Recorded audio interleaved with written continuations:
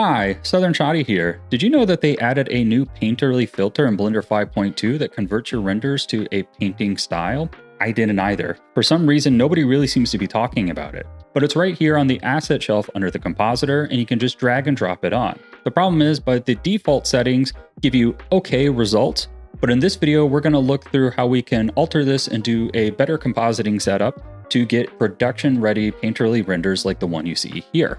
So with that being said, let's dive in and get started. So accessing the paint filter is very simple in the new version of Blender. You come to the compositing tab, and on your asset shelf, you need to locate the paint filter. And notice it has this little world icon. That means that it's on the cloud and you need to download it. So all you have to do is right click and download asset. After that, you can click and drag, add this node group here, and put it right on top of your image line. And you'll see that we immediately get a paint filter. However, this doesn't really look production ready by default. I think a lot of people are going to watch tutorials, stop here, be disappointed, and probably not use it. If you take a look at the before and after here, you can see there's quite the difference. So we're going to walk through some of the settings here that I would tweak within the nodes. Then we're going to walk through how we can actually break our scene into layers and utilize different paint filters per layers. So we can use some for the foreground and some for the background to get a better result. Then we're going to walk through how we can actually mask out certain parts of our characters. We're going to use a method called AOV shaders. It's a really cool feature that I think a lot of people aren't using.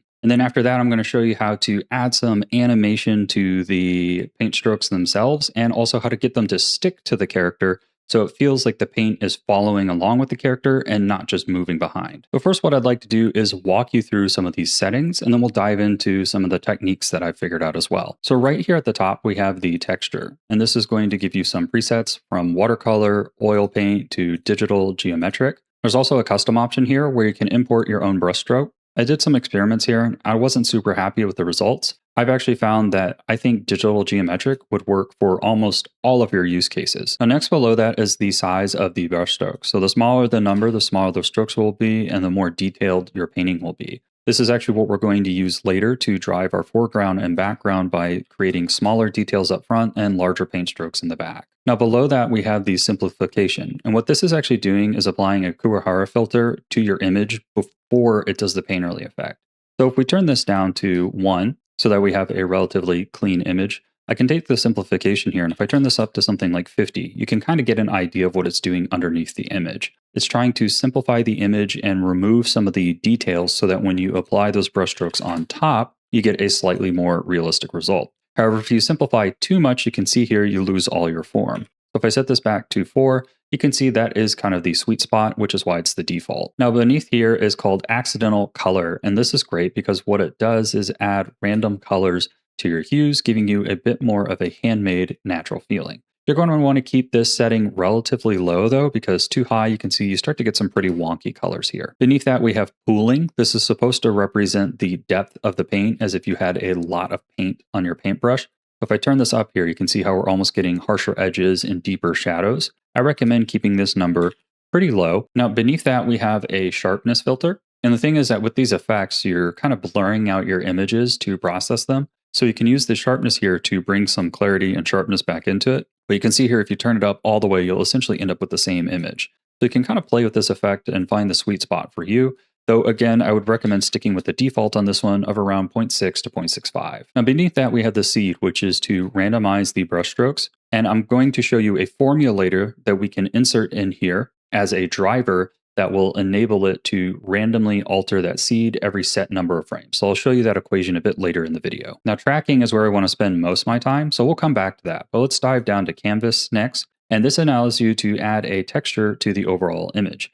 So you can see here that I can choose between canvas, paper rough, none, or I can set a custom. And if I turn this all the way up, you can see what that texture is doing across all these. So this is a nice situation where you can really import any texture. I imported some brush textures. I'll show you how I did that later. You can change the scale of the image here, and then you can also kind of determine the edge breakup amongst those options. Now let's go back up to tracking. This is to me the most exciting part. If I click use tracking, you're going to see here that it changes the look of our image. And that's because now it's looking for some additional data. So we can feed it depth information or position information. So in order to enable those within your render layers, you need to come over here to your view layer option, toggle down passes here, and then you need to make sure that depth and position are checked on. If you haven't done that yet, you'll need to re-render your image And now you'll have a position and depth node here that you can import from your image. And if I preview that depth image, you can see what it's doing is giving us a black and white render result of the depth in our scene, with everything close to the camera being dark and everything far from our camera being white.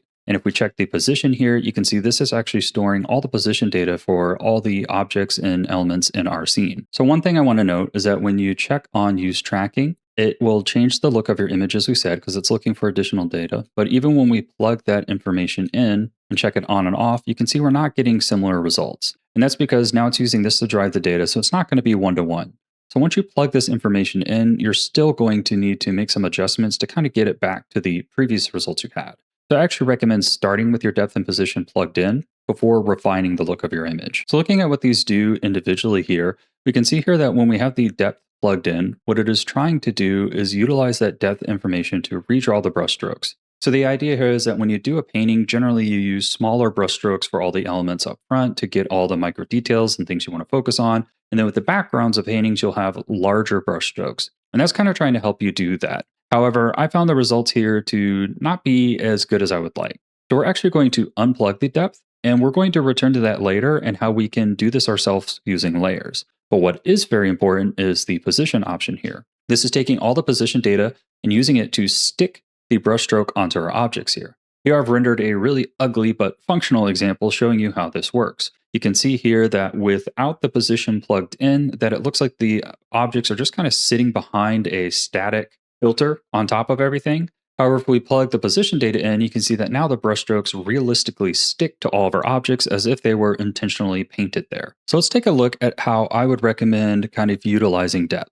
So you can see here in this image here, we have a few layers of depth. We have the eyes, which are very small. We have the face, which is its own level of depth, and then the background here, which is much larger brushstrokes. So let's take a look at how our scene is built here. Up front here, I have the character, and then back here, I have the environment. I'd like for each of those to be their own layer so that it can control the look of each one. So what I'm going to do up here in my scene is create a foreground and a background collection, and then I'm just going to move those objects into each of those collections. So you can see here, I have the character up in the foreground, and then I have all the background objects in the background. Now I've left all the lights in the camera in their own layer so that they are unaffected based on the objects turned on and off. And then next what we need to do is adjust this up here. So you can see I already have a background and a foreground created. So let me show you how to do that. First, you can name this whatever you want. I'm going to name it foreground, and then I'm going to click off background. So now the only thing visible within this scene is the foreground. I'm going to click new scene right here, and I'm going to do a linked copy. This is going to copy our scene, but use all the same objects. I want to create linked copy here. I can rename this to background. I'm just going to call it BG for short. I'm going to check off the foreground and turn on the background. By the way, if you like those pipes in the background, I actually downloaded it for free from CG Trader from this creator right here. So feel free to download that if you'd like to check them out. So now when we hit render over in our compositing tab, it'll actually render both of those scenes. So I'm going to X out of here, and you see that I have our foreground layer here. And then if I switch over here, I can also toggle between the background layer. So now what I can do is overlay these layers on top of each other and apply a painterly filter to each one to get complete control over the depth of my strokes. So let's take a look at how to do that. So I'm going to grab this render layers here. I'm going to duplicate this, move this down, and we're going to use a alpha over node. So I'm going to do alpha over there. Click and drag that up here. And I'm going to put the foreground render layer here into the foreground. And then I'm going to take the background layer here, plug this into the background. I'm going to duplicate this paint filter so that each one has its own. And then I'm going to come down here, make sure background is toggled here and foreground is toggled here. And now you can see that we have our image back, and all we need to do is make some adjustments on the paint filters here. Now you should use whatever settings look best for your scene, but just if you want to copy mine, here are my foreground settings, and here are my background settings. However, I'm still not satisfied with this image. For one, the eyes are being completely lost, and in a character, that's one of our most important details. And then also, I'd really like to kind of have a painterly edge. Right now, this just feels like a really clean object. It doesn't really feel like it was painted into the scene. So let's look at how we can fix both of those things. First, let's take a look at how we can create a painterly edge on our character here. If you recall, we exported the background. So we have this layer by itself. So what we can actually do is just put this behind our character, use a broader brush strokes, and then overlay the character on top of itself. Let me show you what that would look like. We're going to move these background layers down here out of the way. Come up here to our foreground layers, move this over, give ourselves some room. And we're going to use another alpha over. So I'm just going to duplicate this one and drag it right here. And I'm going to plug this one here into the foreground. Now what we're going to do is duplicate it on top of itself and make this background a little bit sketchier. And what that's going to do is give us kind of a rough edge that appears behind the character. So I'm going to duplicate this paint filter down here. And then I'm going to move this image here into the image, plug this here into the background. I don't feel the need to plug the position into this one because it doesn't necessarily need to follow the character. It just needs to kind of create a textured halo around the character. And you can see how just having them layered on already is starting to create a haloed edge here. Let's make that look a little bit better by increasing the brush dries and also changing the simplification. I want to way oversimplify it. And just like that, now you can see that we have a small painterly edge around our character here, giving it a little bit more of a painterly look. Later, as we look at randomizing this seed via animation, this will also accentuate that effect, making it look a bit better as it kind of jumps around and dances around the edge of our character. Now, one other thing I'd like to note is that while I was working on this character, I noticed that large swashes of flat color didn't look great. So that's why even on elements here like the glasses, you can see how I've added randomized colors and textures because overall that just works better with the paint filter. So as you're painting your characters, don't import a character that's painted completely red or completely black and expect the painterly filter to make it immediately look like paint. It needs some color information to kind of splotch around in there. So keep that in mind while you're designing. But the next big thing I want to tackle is the eyes here. Let's make it so that the eyes have clarity. However, the process of trying to trace these eyes throughout the scene will just be incredibly tedious. So that's why I was excited to finally show a use for AOV shaders. So here you can see the render of my image, and with this ID eyes, which comes from an AOV shader, you can see I've used a material to output a mask for just certain sections of the object.